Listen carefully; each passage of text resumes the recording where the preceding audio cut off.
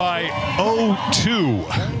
400-meter run to start in that 2-minute time frame. In the time they have left, max shoulder to overhead at 300 pounds in just that 1-minute break.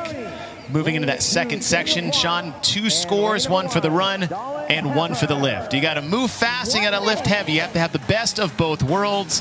And a lot of athletes in this heat have an opportunity to be in the top of both of those. 20 men in this second and final heat. Colton Mertens is a guy who can certainly move some weight, so look for him to do well on the shoulder to overhead portion. And then in lanes 11 through 20, a pair of guys who can really motor. That's Uldis Upniks and Lazar Jukic.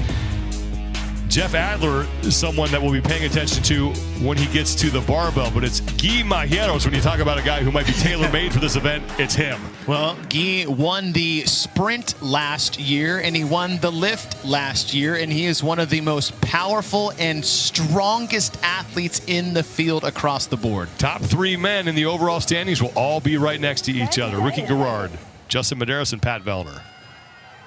Look at this opening 400, and again, as we said in the first heat, is trying to temper the intensity and not get wrapped up into the race too soon. There is a long way to go after this. 1,400 meters of sprinting after this 400. You know, it's funny you mentioned on the last heat, in that first set, when these guys come back after the 400, they appear to be a little bit shaky sometimes on their first rep. It's important to note, when the athletes are coming out of the floor, there's a process to come out of the floor. You have to be corralled first. You're called over. You have to be in these different places at certain times. So the last time they touched 300 pounds to go overhead may have been 15 minutes ago or longer. So that first rep is definitely a little shaky. Ricky Garrard is towards the front. Noah Olsen, I believe, is right there too. Vellner and Krennikov and Medeiros also towards the front. Now, I know Vellner got cut on a sprint back in 2019, and I think he got that label that he's not a good sprinter, and it's actually not the case. Vellner is really, really good on his feet when we're talking about speed overall. Bottom of your screen is Austin Spencer, and he's hanging towards the front as well here. But Ricky Garrard is going to be the first man back to the barbell. Krennikov and Vellner, and now Austin Spencer as well. As Kotler said, is the plan really is to get Ricky a good 100 points potentially here on the shuttle run, and whatever he can do overhead is not necessarily the priority for him. Jonakoski on the right side on the barbell as well. Lazar Jukic far right side of your screen, going through his lifts. Less than 15 seconds to go here. Garrard, Adler are your leaders right now, both through 3 reps. Jeff Adler is now through 4. Top middle, Justin Medeiros, who's sitting in second place, has just an amazing overhead position, and that is a huge, huge advantage when you're talking about displaying strength under fatigue, that power position, but the technique that he has overhead with that flexibility is a massive advantage when it comes to this movement under fatigue. You know, you talk about technique too. I was actually watching Pat Vellner. When the bar was actually coming down, it bounced funny when he brought it down. He didn't bring it down at the perfect angle, so it was a little bit off. He had to spend some time shuffling and readjusting his bar. When you only have 30 seconds and every rep's going to count, that can be a big thing in this event. We move into the second portion of shuttle to overhead now. The 3-minute window to run 600 meters and get the max jerks. And it's Adler, Majeros, Garrard, and Medeiros, who are all tied with 6 shoulder to overhead. Krennikov and Spencer Panchik have 5 along with Sam Quant, and then the rest of the field 10 seconds. right behind them by a rep or 2. Tell you what, the 1-minute rest minute is the fastest minute of your life in CrossFit. No doubt about it. Here we go. This second round. It's like doing those Tabata intervals of 20 seconds on, 10 seconds off, and by about 4 intervals, like this feels like 57 seconds off and no seconds. Ladies and gentlemen, Vellner and Roman. The Uldis Upniks now is out front. You see Noah Olsen and Will Morad, along with Bjorn Karl Gudmundsson making the turn. O2 is the official recovery drink and hydration mix of the Noble CrossFit Games. Visit drinko2.com/CrossFit for $25 site-wide on O2 recovery drinks and hydration mixes. Uldis Upniks is really throttling this 600-meter run. And that just looks very intentional as far as this is where he thinks he's going to try to get the most time on the field. I'm not even sure if you're thinking about push jerks and what may be the repercussions there, or even the 800 after this. Right, yeah, it finished within maybe a second or two of the top guys in that 400, and I'm really going to put a gap on him in the 600. It really looks like what his strategy is here. He told us he plans on getting faster and thinks he will get faster every round.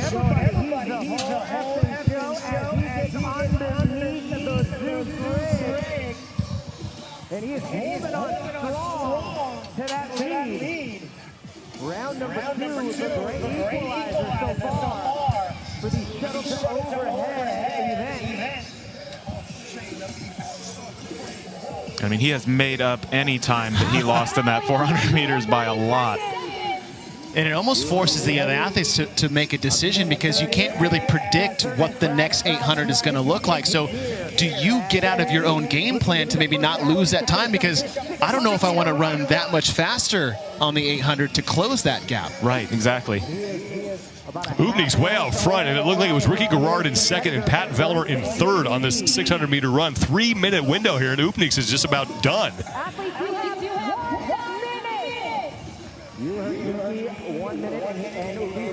Looks like slowing up just a little bit. Be interested to see how much time he takes between this through the finish line and getting his hands on the barbell.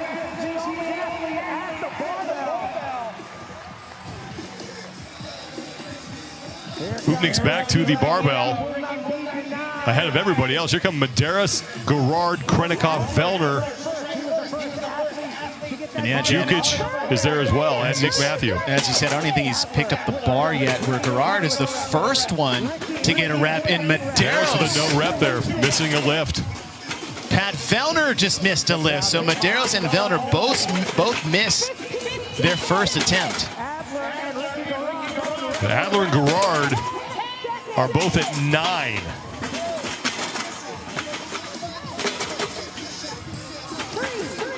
Vellner just missed another rep. Vellner looks like he may have gotten that one to his shoulders, and he's not going to hit it. He lost that one. So Vellner failed 3 reps, and on the last one, it was even past the buzzer. And you know, Dan, you tested this, and a missed rep isn't just like, oh, you didn't get it. It's a full effort without the payoff. Yeah, I mean, you have to account the entire time it took you to do that rep, and then the amount of time it takes you to reset and do your next rep after that. So just couldn't quite look like he got his elbows, couldn't quite get him locked out overhead. And the big thing here is the recovery in between. You see Vellner walking around. That's what you want to see. I talked to Chris Henshaw of what athletes should be doing. Ricky, still not too bad. But the sitting still portion is something athletes actually should be trying to hedge against, because sitting still means there's no movement. And there's a lot of lactic acid getting pumped into the system. And the athletes, as what I was told, was just movement will help flush the system. That lactic acid dump after the 400 and the 600, and even the explosiveness of these jerks, is going to start creating what it's really everybody has felt at some point in time is muscle failure and muscle fatigue. That is directly attributed to that lactic acid moving in. So you want to see him moving around and trying to flush. And with 2 minutes, obviously a lot different than the 1, there is an opportunity to at least set yourself up a little bit better going into this 3rd and final round. Absolutely. And then, you know, in CrossFit, when every second counts, everything that you can do to make that process easier on yourself is going to be better. You know, that sitting in the bottom of the squat, you are under max tension right, while you have that huge leg pump from the sprints. And looking across the field here, Uldis Ubnik's at 3 minutes 37 seconds cumulative on the run. Looks to be your leader on that portion of the event. He's about 7 seconds ahead of Saxon Panchik's pace. As far as the lift is concerned, Jeff Adler is your leader at 12. Ricky Garrard and Justin Medeiros both tied at 11. Spencer Panchik and Guy Majeros both have 10 reps apiece. So final window here, 4 minutes for the 800-meter run, and then the max shoulder to overhead. That second round for Garrard may be one of those things we look back on, depending on how he finishes out, as one of the more important, basically 3 minutes of the entire weekend. We saw Pat Vellner fail a rep. He has 5.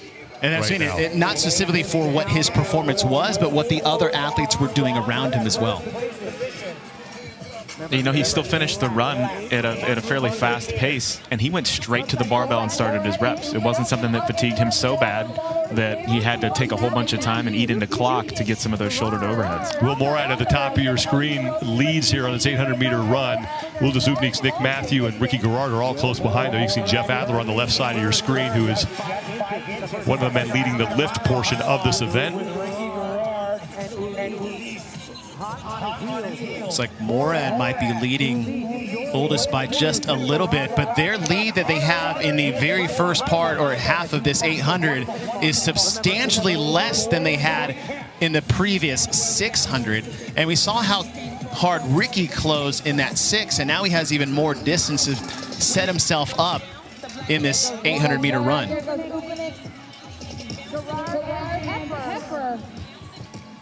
And at this point in the run in the 800, the thing that you're just not enjoying is those turnarounds, especially when if you're used to running flat track running and that's what you've practiced on. It seems like a minor thing, but doing those efficiently can save you a lot of seconds. Well, and saving seconds, that's actually the question I was going to lead to you next, Dan, is that saving seconds, not necessarily in speed, but at this point in time of the race, obviously you experience this in testing, but almost being nonchalant around the turns, reluctantly turning around the corner. And we talk about saving seconds. I'd rather be a little quicker on the turn to try to run a second faster on the lap. Correct. It's an area that you can pick up some time with minimal effort in terms of how hard you might have to run on the straightaway to pick up that second. One of those things you see, like burpee box jump overs is one of those, the pout turn is what I like to call it. Dragging yourself off the floor for the next rep, yeah.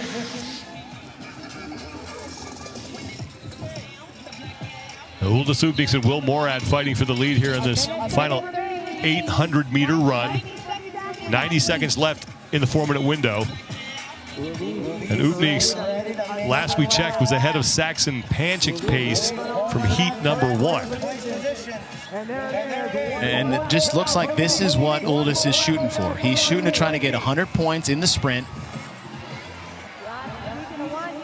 And a lot of that is knowing you're not going to be a top 10 finisher in the shoulder overhead. So when you look at the average of the two events, it's huge strategy play from Uldis Upenix. And a lot of times as an athlete, you just have to play that. An event comes out and you're like, boy, I'm not prepared for this, or I know the field is going to take me, but they're not going to get me in this other one, so let me get my points there. Here comes Jeff Adler, who is your leader in the shoulder to overhead. He has 12 total reps. He's one up on Garrard and Medeiros. He's trying to track down Saxon Panchik, who got through 17.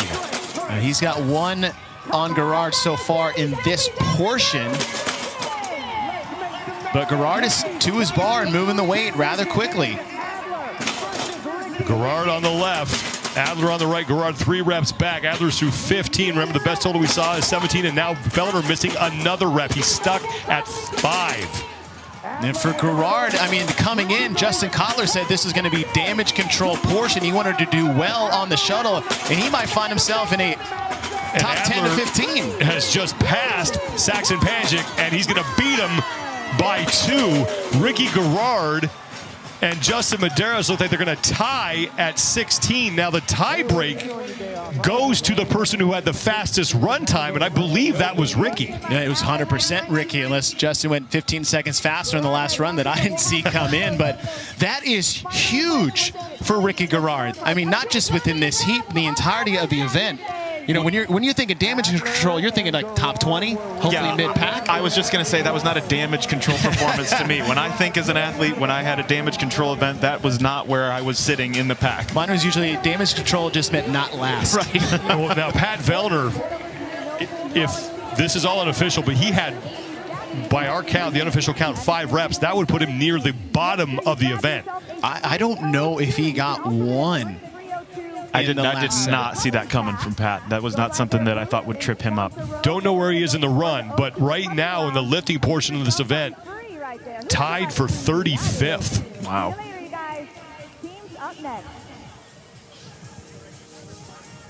But Ricky Garrard looking to hang on to the leader's jersey heading into day number 3 tomorrow. And like you said, it's supposed to be a damage control event, but he was towards the front, tied for 3rd in the lifting portion and stayed relatively close to Uldis Oopniks, who looks to lock up 100 points and win the run portion of the event. I mean, you might see Uldis did a great job doing that, and obviously Adler overhead as well. You know, and that's something Adler desperately needed. Obviously, his runs were decent. They weren't actually that bad. He might have a top 10, 15 for the run, and obviously a first place for that. He desperately needed it after Elizabeth last night. Let's send it down to Mike Arsenault with Jeff Adler. I guess. All right, Jeff.